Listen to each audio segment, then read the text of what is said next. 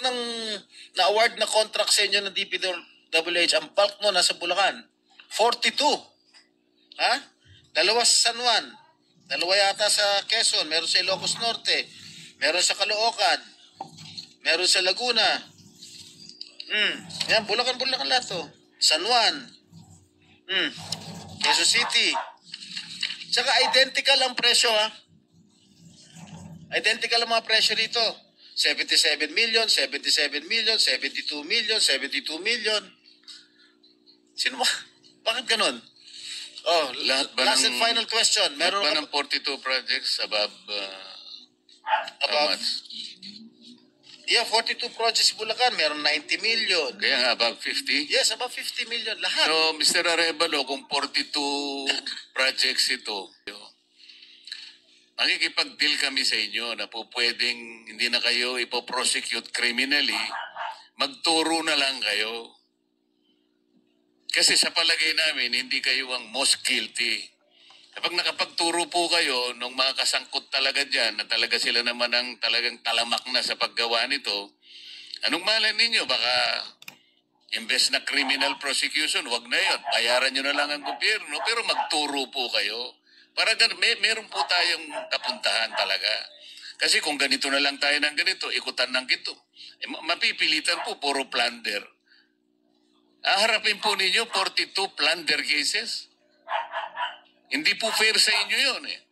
Alam namin, hindi lang kayo ang sangkot dyan. Marami ang kasangkot dyan. Kaya, yung abogado po siguro nag-advise sa inyo kung nakikinig. Tingnan nyo rin po na maganda rin offer para sa amin ito. Makakatulong pa kayo sa bansa. Matigil na po ito. Ilang minutes yun? Meron ako ipapakita with the permission of the chair. Siguro 1 minute lang na video. Tingnan mo, Mr. Arevalo, kung project ng Wawaw to.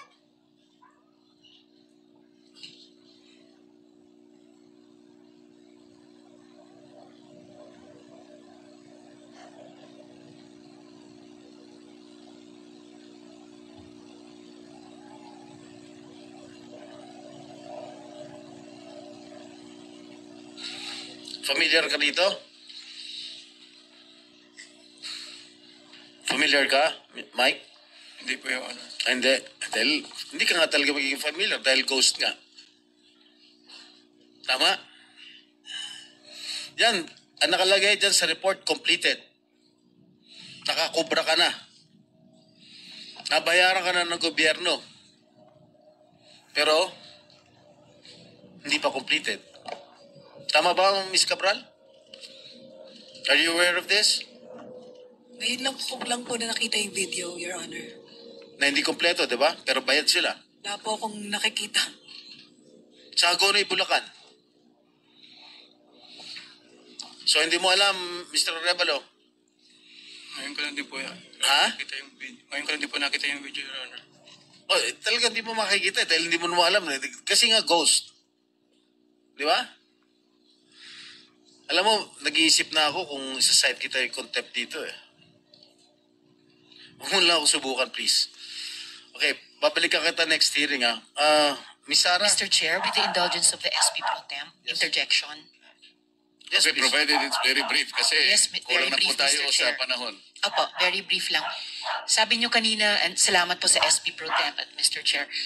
Sabi nyo kanina, Mr. Arevalo, na meron din kayong mga proyekto, ang Wawaw, sa Quezon City sa pamamagitan ng Metro Manila First. Kasama po ba yon sa dalawa lang sa 254 flood control projects sa Quezon City na may koordinasyon sa LGU ayon kay Mayor Joy Belmonte? Yes po, Your Honor. Ayun yun. Yun din. Ano po yun? Yung sa... Isa po, may letter na po dun for termination po. Letter for termination. Yun ba yung sa Barangay Mariblo sa Quezon City? 2 pumping stations na nagkakahalaga na 282 million pesos na magkaharap? I-check, yun po, ang di ko po masagot. I-check po namin, Your Honor. Sige po, pakipaalam nyo sa komite namin sa pamamagitan ng aming chair. Salamat Mr. Chair at SP Pro Tem. Thank you. One last question, Oh, Mr. last Chair. question. Yeah, Mrs. Diskaya, meron bang pagkakataon yung siyam na pag-aari mo ng construction company, meron bang pagkakataon na sila naglalaban sa isang bidding, sa isang kontrata? Hindi po. Sigurado ka? Pag makakuha ako ng record sa Pagpapakaalam ko. DPWH na si St. Timothy, si St. Gerard, si Alpha Phi Omega, sino pa? Si Alpha and Omega and St. Gerard, hindi po sila nagsasali sa isang bidding. Pero Okay yung nga. ibang licenses, magkakasama sila minsan. And then, so minsan naglalaban-laban yung siyam.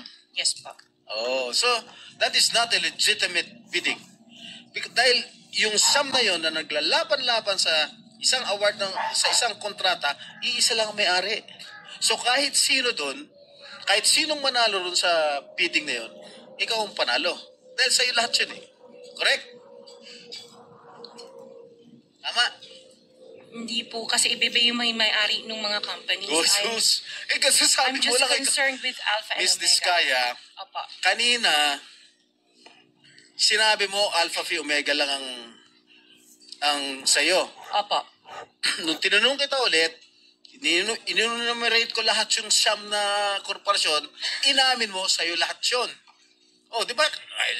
The records will bear me out. Opo. Oh, ngayon, ang tinatanong ko sa'yo, yung bang siyam na korporasyon na yon, Panglimang tanong na. naglalaban-laban ba sa bidding yan? Panglimang Yes tanong po. na yan eh. Sabi mo kanina, last question. Hindi ba sumagot? Ay, sumagot. Oh. Hindi, sagutin mo. Opo, sumagot ako. Oh, Opo. naglalaban-laban. Opo. So pag naglalaban-laban yung siyam na korporasyon sa isang kontrata, at kung sino manalo ron, kahit isa sa siyam na manalo, sa'yo pa rin yun, ikaw pa rin ang panalo. Correct? Opo. Oh. Senator Erwin, Ang tanong ang very brief lang, baka Oh, tayo ang sagot po, panahon. ang sagot po dyan, Senate Pro Temp, nagbibiding-bidingan. Anyway, matanong ko lang po sa COA, na-relieve nyo na ho ba yung inyong first district COA auditor, yung sa Bulacan, na nag-audit ng mga coast project? Hindi pa. Hindi pa po, Your Honor. Bakit po hindi ninyo ba na-relieve? Nakipagsabwatan na po sa district engineer po natin since 2022. Bakit di pa po nare-relieve? Sir, wala pa po namang ebidensya na nakipagsabwatan po yung... Wala pa pong ebidensya 2023. Sa Pangulo na nagsabi, pati Senator Ping Lacson nagsabi, anong gusto mo? Ebidensya? Your Honor, hindi po ako ang merong authority. na I know mag-release. that. I know that. That's why I'm asking you. Now, when are we going to see her relieved or him relieved? Ipapaalam ko po sa... Ipaalam niyo po kaagad, okay? Dahil wala akong kaming oras. Panghuli na lamang po, matanong ko lamang po ang MMDA. Kanina po, Mr. MMDA, sir, nagpresenta po si Ramon S. Ang natutulong sa flood control po natin. Siya po maglilinis dyan, libre. Ano po ang reaction po ninyo? Acceptable po ba ito? Itong pag-volunteer ni RSA para linisin ang mga estero natin para hindi na tayo bahayin kagaya nangyayari everyday pag umulan ngayon?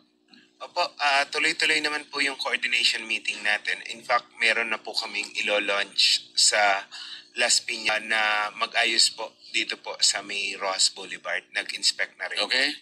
Salamat po. Mr. Thank Chair. you. 1 minute, Senator Bato. 1 minute, Senator... 1 minute na. Minority Leader and 2 minutes to Senator Alan. Thank you. Di ba? Kasi ano na tayo? Thank you, Mr. Chairman.